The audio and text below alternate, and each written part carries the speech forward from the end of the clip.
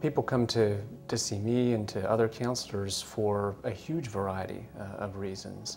Problems in the relationship with their spouse, their relationship with their employer, relationships within their church. I tend to see a lot of folks with psychiatric-oriented issues like OCD or perhaps bipolar, things like that. There are lots of ways that people seek help apart from the gospel. Sometimes not seeking help at all, without seeking the Lord, without seeking the help of other people. Other people try to dull their suffering and issues with alcohol or drugs. Other people will injure themselves. Other people will become angry and deny that there's a problem and become self-justified in their behavior. So there are a lot of ways that we deal with these issues apart from the good news of Jesus.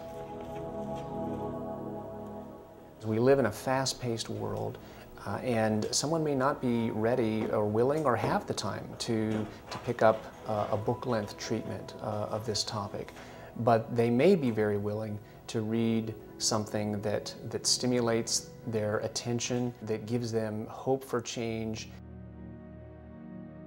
I think the booklets are helpful in several ways. They're like an entry gate into a biblical perspective. They would feel like this really describes my struggle. But more than that, that they would also feel like, here's a hopeful pathway. I have some hope for what change would look like, what growth would look like in the midst of this struggle.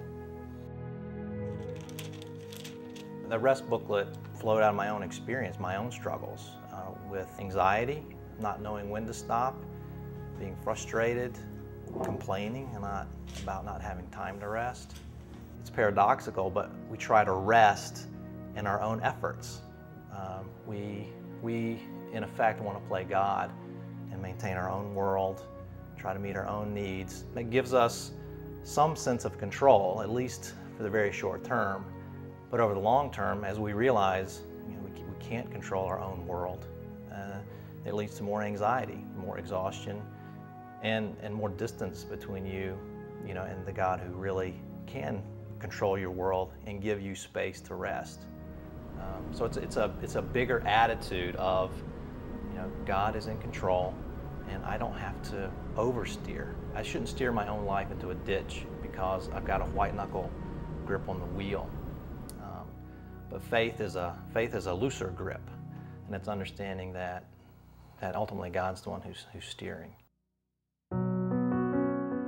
I think they're a different product because they apply a consistent, biblical, Christ-centered worldview to these problems of life. I use the booklets a lot in ministry because it gives people a chance to go home and read and reflect. It may introduce new ideas, new ways of thinking about things that we'll pick up on later when we talk further.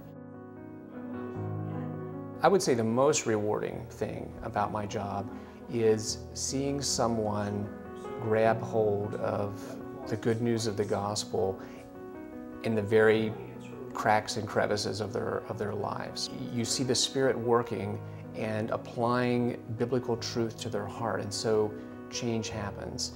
That's probably the most rewarding aspect of my job.